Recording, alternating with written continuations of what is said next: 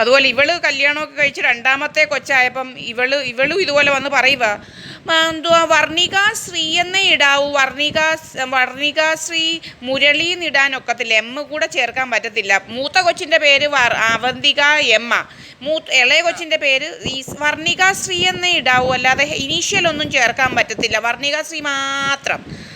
അത് കഴിഞ്ഞ് എൻ്റെ ഇതെല്ലാം കഴിഞ്ഞ് ബന്ധമൊഴിയലൊക്കെ കഴിഞ്ഞപ്പം ഒരു ദിവസം ഞാനൊരിക്കൽ പറഞ്ഞു എൻ്റെ കൊച്ചു കോടീശ്വരിയാണെന്ന് ഒന്ന് പറഞ്ഞു പോയി. പൊന്നച്ച ഇവള് ചോദിക്കുക, ഇവിടെ ഭർത്താവെല്ലാം വെട്ടിത്തൂക്കി കൊന്നേച്ച് നിൽക്കുന്നവൾ, ഞാൻ എൻ്റെ വീട്ടിലങ്ങ് ചെന്നപ്പോൾ ഇവൾ എന്നോട് ചോദിക്കുക, നിൻ്റെ കൊച്ചിപ്പം കോടീശ്വരിയാണോടി?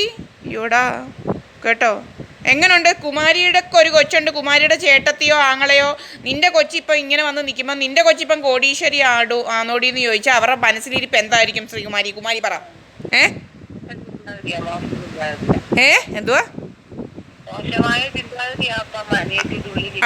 ആണല്ലോ, ദോഷമായ ചിന്താഗതിയാണല്ലോ.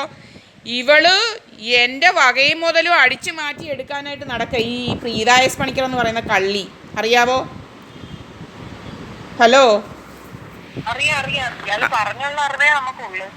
അതാണ് സത്യം. ഇവള് മുതു കള്ളിയാ, ഇവളും ഇവനും മുതു കള്ളിയും, എൻ്റെ അമ്മയെന്ന് പറയുന്നത് അതിലും വലിയ കള്ളിയാ കേട്ടോ.